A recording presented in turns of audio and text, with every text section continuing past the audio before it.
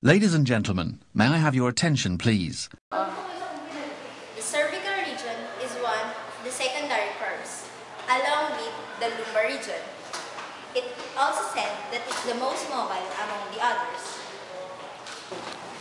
There are three joints in the cervical region, namely the atlanto-occipital joint or the yes joint, the atlantoaxial joint or the null joint, and lastly, the facet joints. The cervical vertebra can either be classified as typical and atypical. The atypical vertebrae are C1, C2, and C7, and the typical vertebrae are C3, C4, C5, and C6. Many structures can be palpated within the cervical region. These are the hyoid bone, the thyroid cartilage, and the first cricoid ring. Carotid tubercle, occiput, ilium. Superior nuchal line, mastoid process, spinous processes of the cervical region. Trapezius, sternocleidomastoid. Facet joints, carotid pulse, supraclavicular fossa.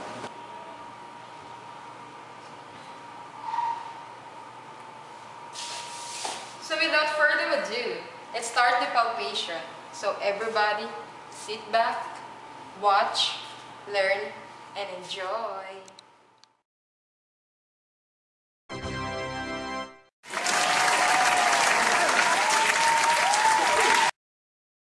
Ayan, so good morning ma'am. Ako po ang PT niyo for this day. So ako po si Joy. Ano pong gusto niyong itawag ko sa inyo? Edlin. Ayun, so ma'am Edlen, ngayon po ipapalpate po natin yung tatlong structures sa may leeg nyo. So maglalagay lang po ako ng kamay dito for stabilization. So ma'am, itong isang kamay ko ang gagamitin kong pampalpate. So unang ipapalpate natin is yung hyoid bone. Para magsimula, ang unang gagawin natin is ikakap natin yung first web space ng thumb tsaka nung index finger. Dito sa may anterior aspect ng neck. Tapos mag-move lang ako patungo sa gitna. Ayan. Etong bulging part na to, ito yung tinatawag na hyoid bone. So, para ma-confirm, ma'am, pwede po bang lumunok kayo? Ayan. So, pagkalunok ng patient, mas mapapalpate mo siya dahil kasabay ng paglunok is yung movement ng hyoid bone. Tapos, para mapalpate natin yung end, mag-move lang tayo pa inferior tsaka pa posterior. Ayan. So, next structure naman is yung thyroid cartilage. So, from the hyoid bone, mag-move lang tayo pa inferior. Move muna tayo pa midline. Ayan. Tapos, mag-move tayo pa inferior. Tapos, may mararamdaman tayong parang uka sa harap ng leeg niya. So, yung uka na yun yung parang notch dun sa may, dun sa thyroid cartilage. So, yun yung upper part na tinatawag nating Adam's apple. So, mag-move tayo pa inferior pa ng konti. Tapos, ang mapapalpate naman natin is yung lower part ng thyroid cartilage. From the thyroid cartilage, ang next structure na ipapalpate natin is yung first cricoid. So, para mapalpate yun, mag-move lang tayo pa inferior. Ayan. So, para masigurado natin na yun talaga yung first cricoid, palunukin ulit natin yung patient. So, ma'am, try niyo pong lumunok ulit. Ayan. So, since nag-move siya, pero hindi siya ganun ka-palpable katulad nung sa hyoid bone. So, ayun, para masigurado rin natin na yun yung first cricoid, kailangan nasa may dulo siya ng sharp edge ng thyroid cartilage, yung lower part. So, eto na siya.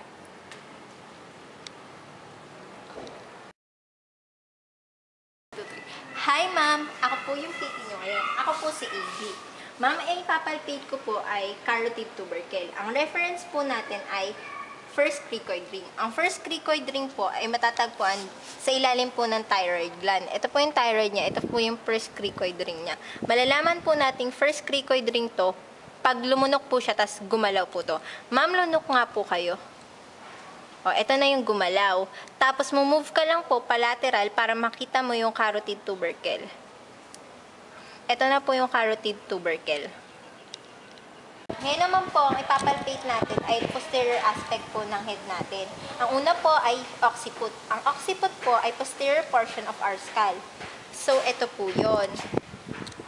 Tapos, sa gitna po nito ay inyon or bump of knowledge. Gitna lang nito. So, ito po yung inyon niya.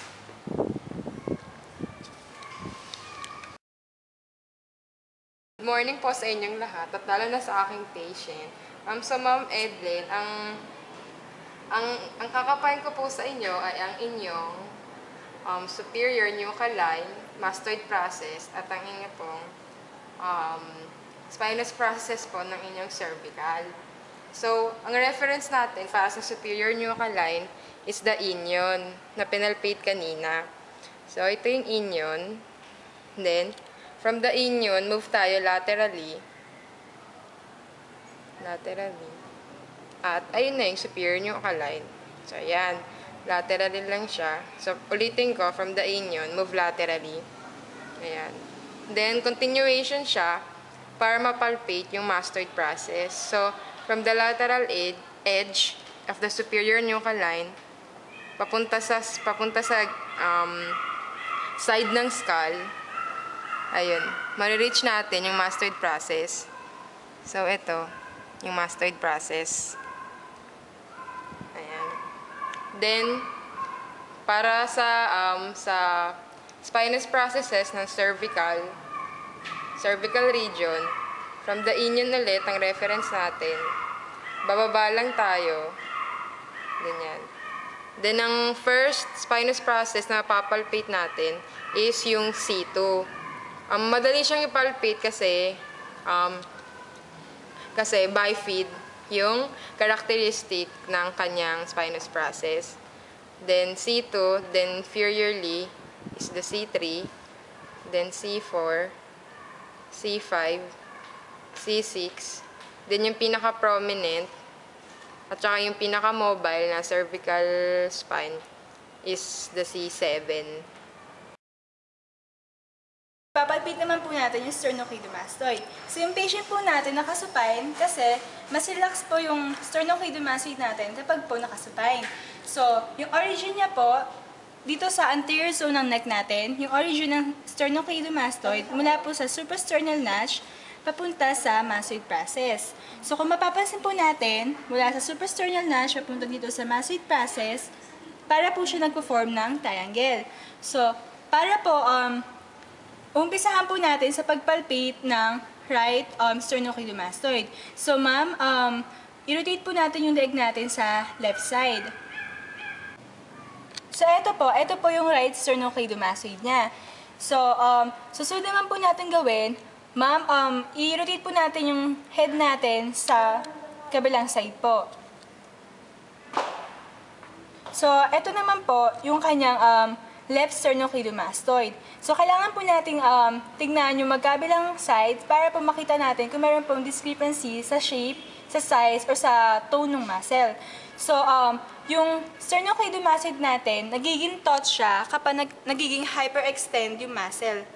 So ngayon naman po, ipapalpate naman po natin yung trapezius muscle. So yung patient po natin, nakaupo po siya.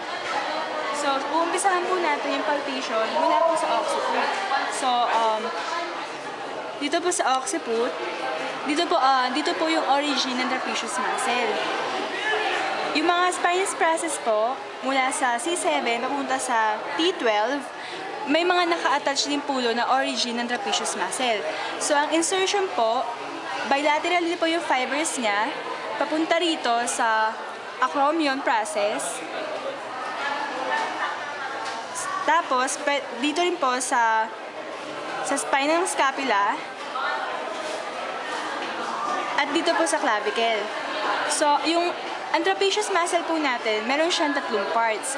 Superior part, middle part, saka inferior part. So, ito pong parts ng ating trapezius muscle, meron pong kanyang-kanyang action. Yung para po sa superior part, ang ginagawa niya po, ini-elevate niya po yung shoulder natin. Tapos, sa middle part po, ina-adapt niya. Then, for the inferior part, dinedepress niya naman po yung sa shoulder natin. So para po makita natin yung action ng bawat part ng trapezius muscle, ma'am, gawin po natin yung ganitong posisyon. So, yan. So Sa way na to, makikita natin yung actions ng bawat parts ng trapezius. So mula po sa occiput, yung superior fiber po ng trapezius natin, papunta rito sa acromion. Tapos, dito po sa may clavicle, papunta naman po dito sa may thoracic vertebra natin. Dito naman po yung middle fiber ng trapezius natin.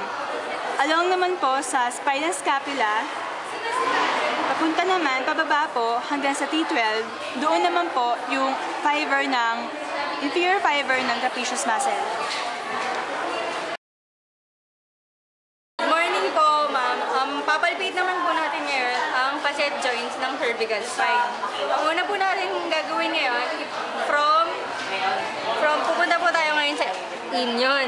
From inion po, pupunta po tayo sa spinous process. So, from C2 po, ito na po yung spinous process. Bali, from spinous process po ng C2, maglalagay lang po tayo ng 1 inch. Tapos, laterally, yung katabi po nun, yun na po yung facet joints ng cervical. Dire-diretso, pare-pareho lang po siya hanggang C7. Ang papalpate naman po natin ngayon ang carotid pulse. Ang carotid pulse po, para mapalpate po natin siya, ang gagamitin po natin yung index finger tsaka yung middle finger. Tapos po, bali, magsisimula po tayo ngayon sa cricoid ring. Tapos, papunta po tayo sa carotid tubercle. Ito po yung carotid tubercle. Kasunod, next na po dun sa sa carotid tubercle, yun na po yung carotid pulse. Edi dito po yun. Tapos move lang po tayo, edi may napapalpate na po tayong pulse. Move lang po tayo superiorly oblique. Mas mapapalpate po natin siya ng mas malakas. Ipapalpate na po natin ngayon yung supraclavicular fossa.